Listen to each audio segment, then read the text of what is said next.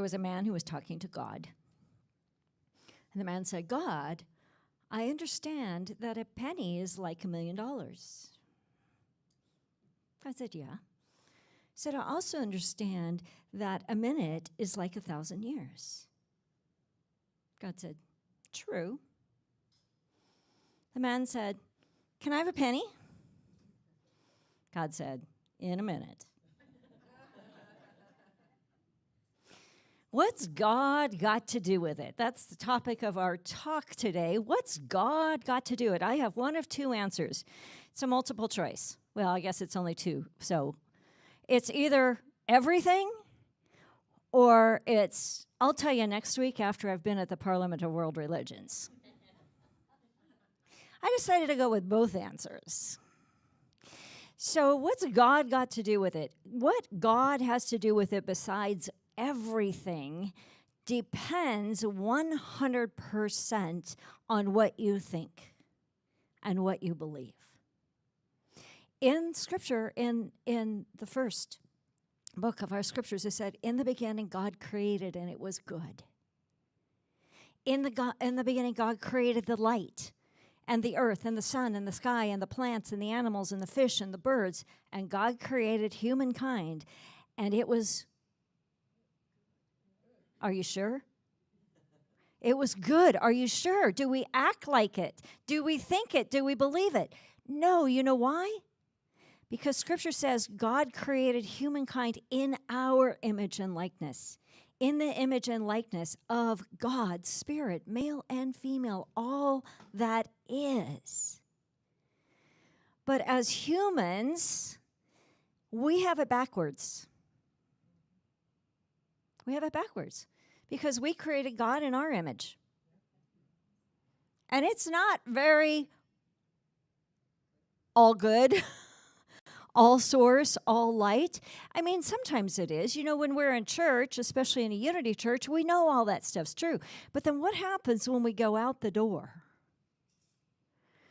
and we watch something on the news, or we see something happens, or we look at, how about Hawaii this week? We look at things that happen in the world. It could be, the guy on the highway next to you, or, the girl in the grocery store line ahead of you. But we as humans, as I would say relatively unconscious humans, tend to do judgment. And we're always and forever thinking about what's wrong with them or what's wrong with me. But that's only because we've created God in our image. If we could swap that around, turn it over into really knowing that there is but one presence and one power in the universe, and we call it God. We also call it source, creativity, beauty. We call it infinite light, infinite love. There's so many words that we can use for that presence that is God. So this week, I'm very excited that I am headed to the Parliament of World Religions. The first parliament, it's in Chicago. So I figured by the time I get here, I'm almost there, right? So the Parliament of World Religions, the very first one was in 1893. And Charles and Myrtle Fillmore were a very big part of that Parliament of World Religions. Now, my friend Mark Fuss, who's with Unity Worldwide, posted this article from the archives this morning, and it's a big picture of James Freeman. It was published in 1993, but the first thing says, in 1883, we had our first parliament. But he said, well, he was talking about James Dillett Freeman being there, and Chris Jackson, who's a good buddy of mine, and Angela Jackson, and Rosemary Fillmore Ray, who actually married me and Rob. And so she's been a dear friend for a long time. But here's what it says about the Parliament. The 1893 Parliament was the first time in history that representatives of the world's religions met in a public forum. It has been referred to as perhaps the most important religious gathering ever assembled because it marked the beginning of interfaith dialogue in the modern world. This year, there are over 6,000 people registered and attending. There are over 80, that's 80, religions, faith traditions, and practices represented. And the Parliament has continued. It's not an annual event. Sometimes it's every 2 or 3 years. I can't quite track exactly where it is. But in 1993, the leaders of the Parliament were hopeful that the event will inspire even greater action and change worldwide. It's designed to promote cooperation and understanding among the world's religions.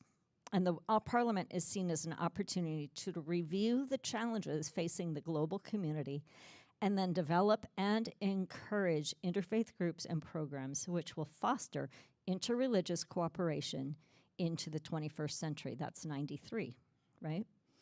But it is all about that. The theme of the Parliament this year is defending freedom and human rights. And I'm just like, I'm over the moon. I'm so excited to be here. My friends have gone for years, and I never quite had the opportunity where it opened up. But I'm also excited because I'm going to be participating in 3 presentations, which I just think is like totally way cool. So can I have a totally way cool from somebody? Oh, cool. Thank you. One of them is I'm going to do a quantum meditation, so that'll be awesome. And one of them is a panel. There's 5 of us, and we are interfaith in the 5. And one of us is a Jewish Sufi. One is a Hindu. One is a Jewish Buddhist. And then 2 of us are Unity. And so the title of this panel that we're doing is called Beyond the Box. When your religion limits you. And so it's really about how you think, how you experience what you believe about God. Because when life happens, okay, so let's back up. Most of us, many of us, some of us, have had you come into Unity or you come into any faith tradition, maybe you're born into it even, but it's like it fuels life. It opens you up. It gives you possibilities. It gives you rationales. It gives you codes for behaviors and ways to think that are beyond what you already know. Beyond the box is beyond anything that currently is. But many of us have had a life experience, some of us, that's how we got to Unity, where something happened and it was hard and it was horrible and you didn't think you could breathe. Anybody? Oh, yeah, look around. And if you haven't had one yet, fasten your seatbelts. No, I don't mean that.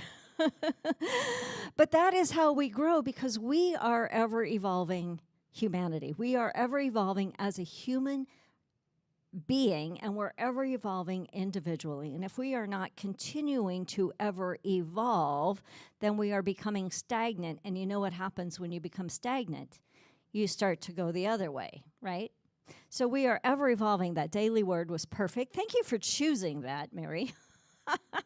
Or I mean Unity, or I mean whoever, right? So we're each sharing a piece of our story.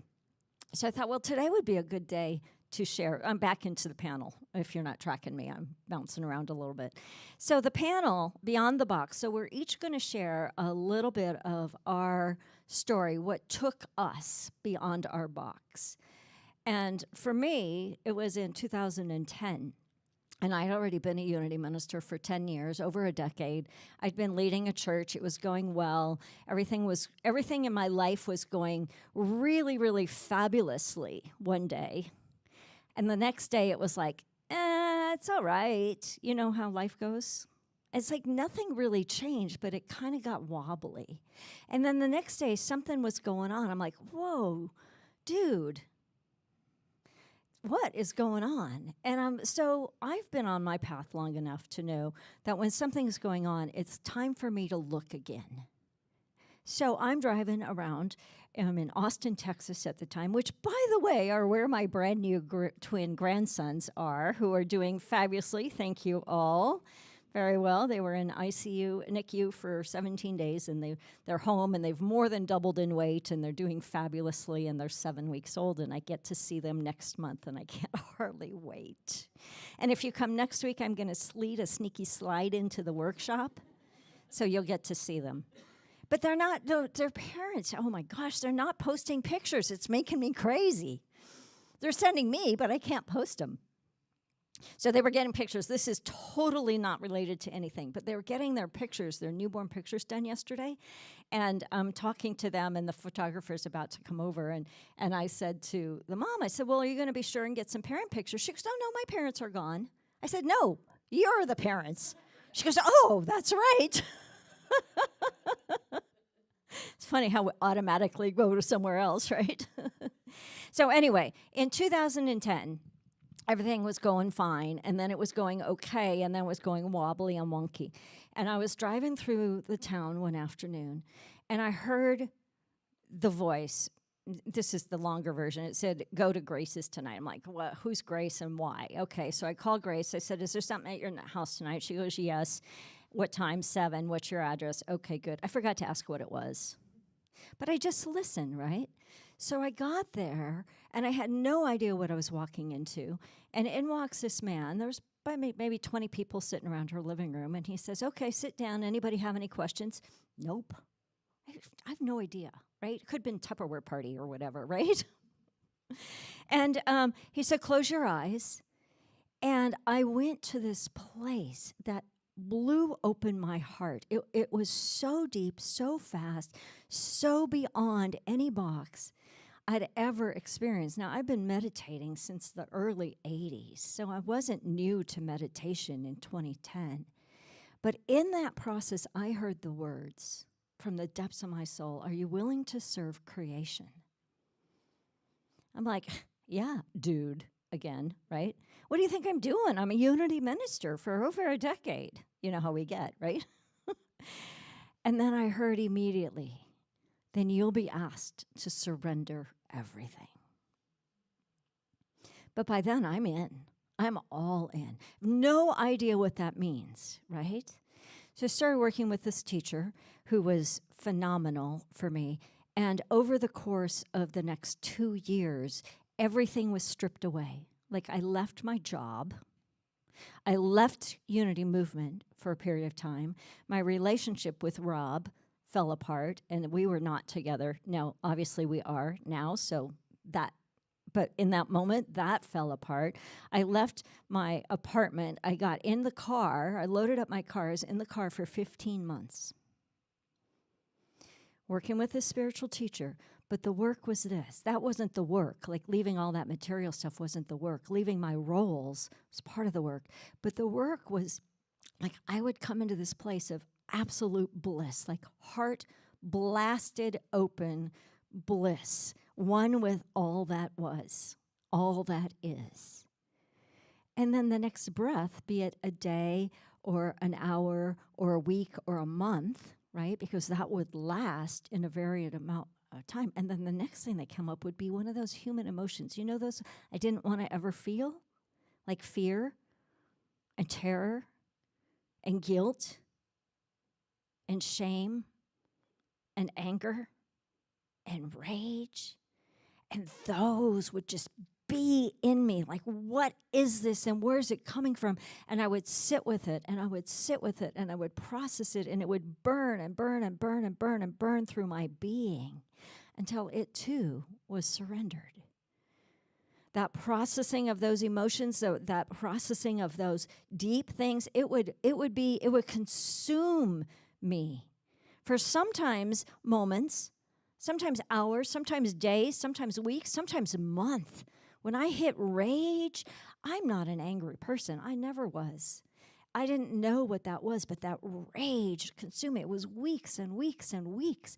And all I could do was to process, to let it burn, to allow it to, like the alchemy, right? I'd let it burn through me. And when that finally lifted, everything was pure. Everything was pure every single step along the way, and then something else would come. And then I had to dismantle every belief I had. I got to a point where I couldn't use the word God. I couldn't say God because it didn't know what it meant. I only knew that what I'd always thought it meant wasn't it. I only knew that the way most of the world uses the word God wasn't it. Because the way we use God is, right, that we always said, created in our image, right? The Old Testament God, blessed are you if you obey me, and if you disobey me, cursed are you. It's the old white guy in the sky with the long beard and the staff looking down on you. It's like, wait a minute, you didn't brush your teeth this morning. Probably better curse you, right? It was so mixed up. So what is God? Well, what is God not? God is not the anthropomorphic guy in the sky. God is not a man. God is not a man. We do a disservice when we say God is he. Well, that's a whole nother conversation about language and how to modernize, if you will, our language, how we speak about God. He doesn't do anything to you. Never. First of all, it's not a he, and God doesn't do anything to us. God is the creative spirit of the universe, the very air we breathe.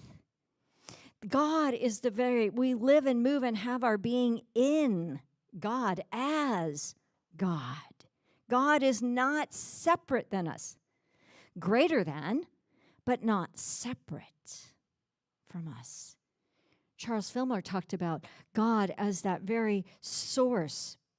It's not a person who has set creation in motion and gone away and left it to run down like a clock.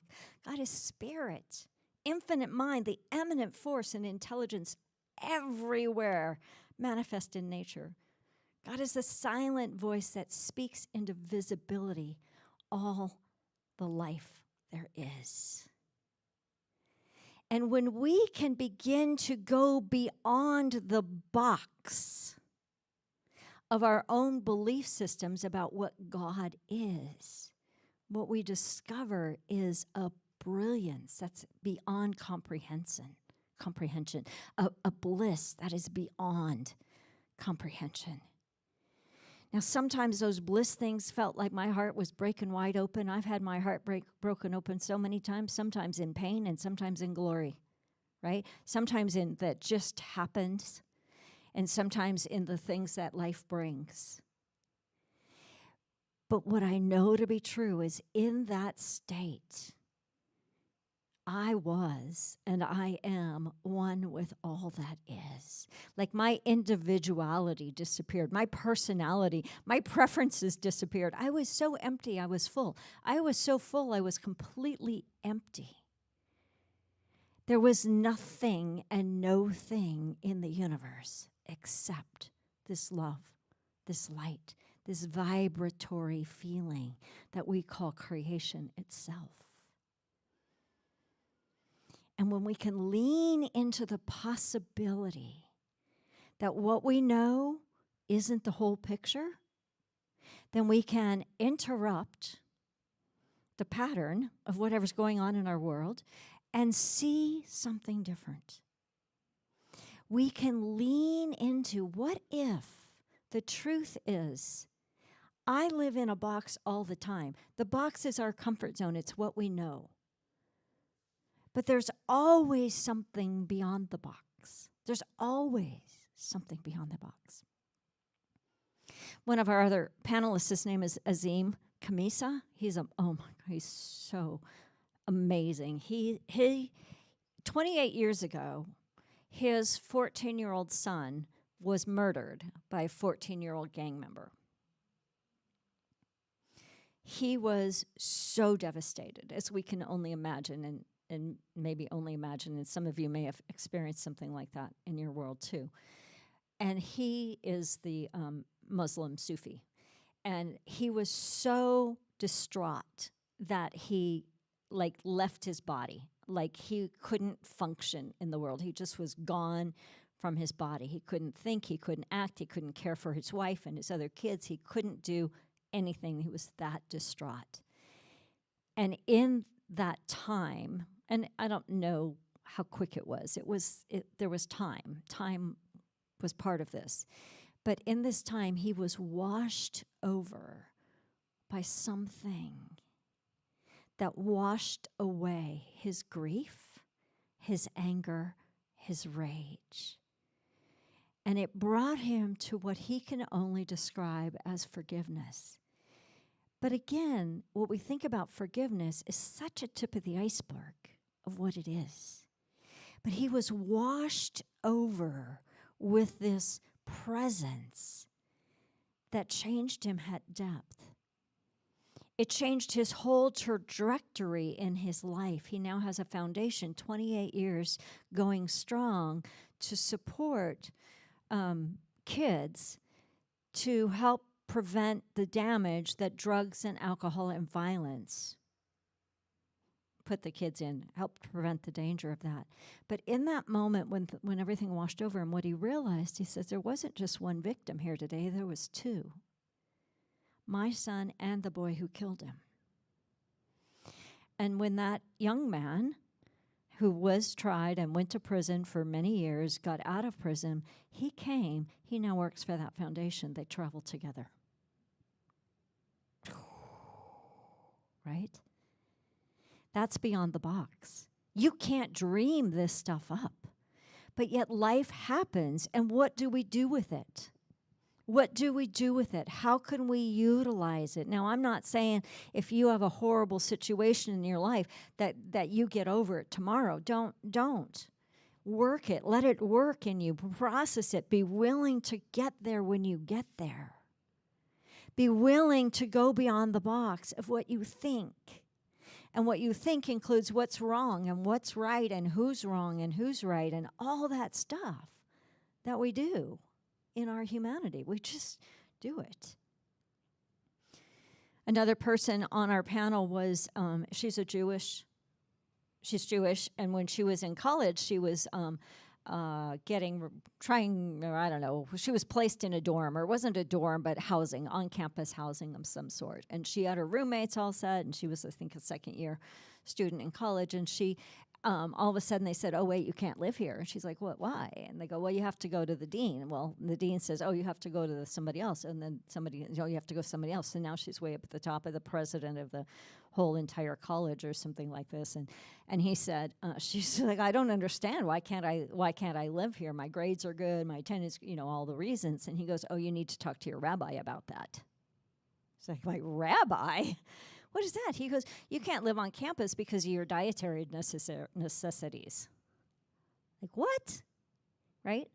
She's probably in her late 60s now, so we're talking, 40-some years ago. It was her first experience in that anti-Semitism, right? And being really, what's the word I want to say? Anyway, right, you got what I'm saying, right? And she became, in that moment, she said, that is so not right. I can manage my food, right? I know how to eat what I can eat. I don't need to eat what I don't want to eat. Anyway, it started her immediately, like in that next year. She started an interfaith activist group. And now she's got this, she's like world renowned, and she creates these musicals. The one we're going to talk about this week is Interfaith, the musical, and she's got some fabulous songs in there, like I'm a Buju. I'm a Buddhist Jewish person, and I'm a Jufie, Jewish and Sufi, and anyway, it's a lot of fun. So, but it started her on her activism, and had that not happened to her, she might not have done that. Other people are sharing other, heartbreaking stories and insight stories when something happens where you don't see it coming, and it just like opens your heart and opens your eyes. So we're very excited about that panel. For me, that process that I went through, that experience that I went through when I started to come through it after a couple of years, it was like I came and I had to rebuild, really, myself, my belief systems. I had to reintegrate into life and reintegrate in relationship and in the unity movement. And it is really what got me to my purpose, my mission, my why, to tie us back to last summer, my why is to open a doorway for people to gain a glimmer or a glimpse of a new perception so that you too can go beyond your box, so that you too, individually and collectively, can lean into the possibility of your biggest, boldest, most brilliant becomingness, so that you can get a glimmer of you are a perfect child of God. You've got your story. We all do. So what? You're here to make manifest the glory of God. What does that look like? It's about love. It's about light. It's about being the essence of who you're here to be. What you do with that doesn't matter. But it's about saying yes to something bigger. That's why most of us are in unity. It gives us teaching. It gives us applications. It gives us information so that we can better our lives. But that's not enough. If we use that to better our world, that's when it starts to be really meaningful. So what is it, if we were to go beyond the box of what we think that God's got to do with it? First things first, we're already just sort of a recap. What has God got to do with it? God didn't do it to you. So let go of that one. If God didn't do it to me, what's here for me to see or learn or forgive or process? God didn't do it to you. But what's God got to do with it? God is the effervescent and unimaginable presence that is the very air we breathe, closer than our hands and feet. What if God is the air and we're spending all this time going out looking for something, but it's right here? And the way you access God is to get out of your mind. Lose your mind, people, please. That's supposed to get a bigger laugh. There we go. Thank you. The little girl who was in an art project in kindergarten, and the teacher was going around, and she said, what are you drawing? And she says, I'm drawing God. And the teacher says, you can't be drawing God. No one knows what God looks like. And the little girl says, they will in a minute. They will in a minute. What would God, what would Source, what would Spirit have you be today?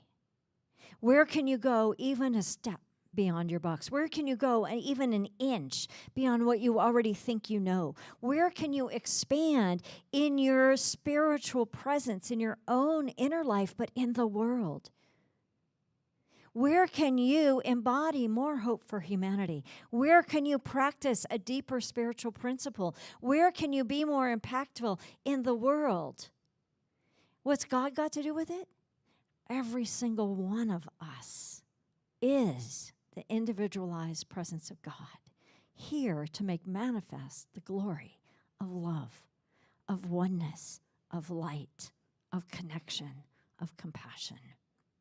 What's God got to do with it? Everything. But not what you think.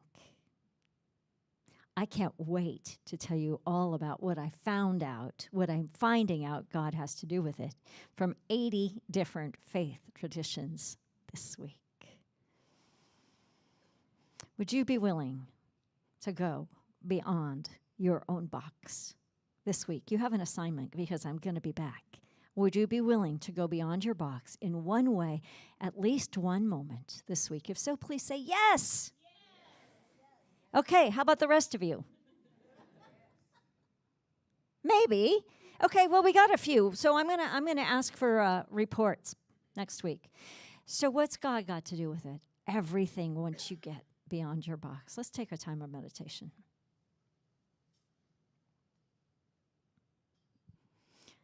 Take a deep breath in, and as you close your outer eyes, just feel your awareness dropping from the outer to the inner, from your head to your heart.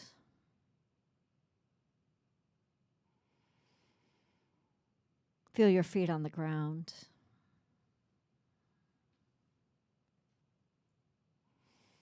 And imagine right now that you are living inside the construct of a box. That's not a bad thing. It simply is what is. But imagine in your willingness to go beyond the box. Just in your willingness. That the front wall of that box just falls down. Step out. And as you step out, feel the roof, the top of the box lifting away. And feel in the very being of your being a lifting, an opening, a new possibility.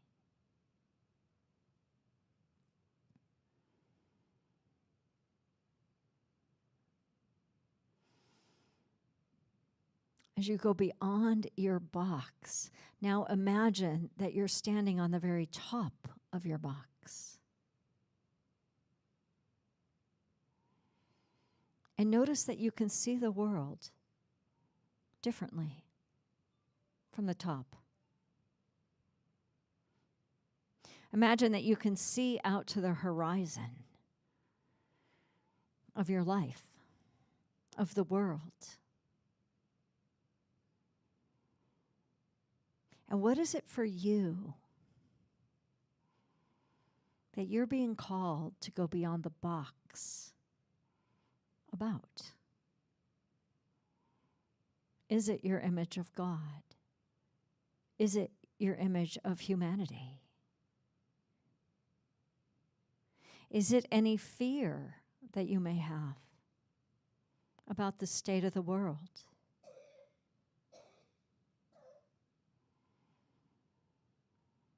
And as you stand on this very box, feel yourself expanding. Feel yourself being lifted, lining up with that which we call God. Feel yourself being filled with the light, the love, the creativity, the innovation that is ever accessible to us.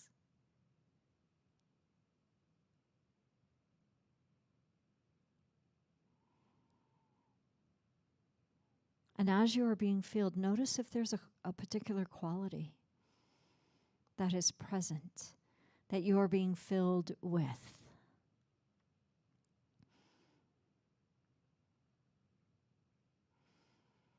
I'm going to say love, but you use your quality. Let that love expand your physicality, expand your heart so much that it is bigger than your torso. Let this love, or whatever your quality is, expand your mind into possibilities you've never even considered. And let this love expand your life.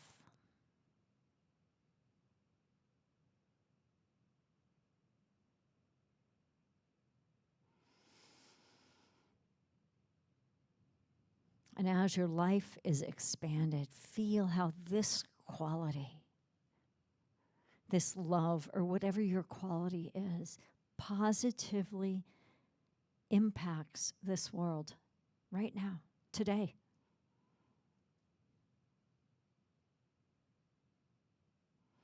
And what is that one thing that you can do today to remind yourself of this expansion, to stay beyond the box, to be willing to go beyond the box?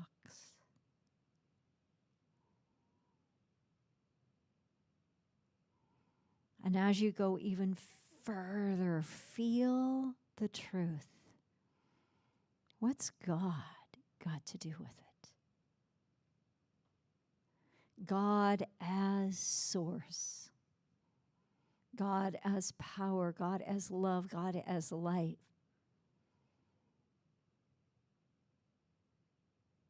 God as the life force that moves through me, through us.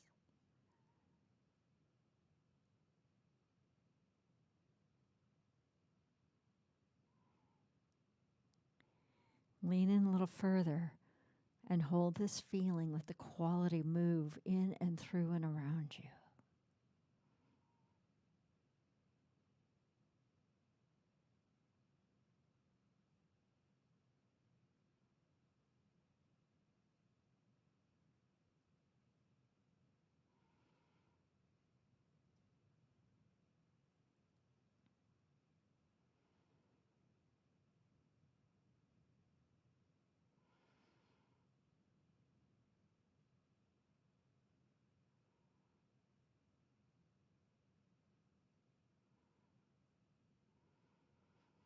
Say to yourself, if it's true, I am willing to go beyond the box.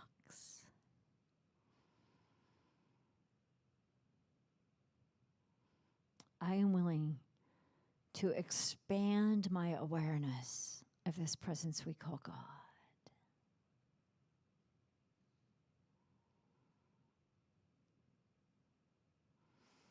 I am, say your quality, I am love.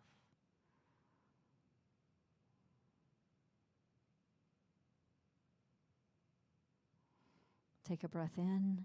Say your I am with your quality, just silent to yourself. I am love. I am love. I am love.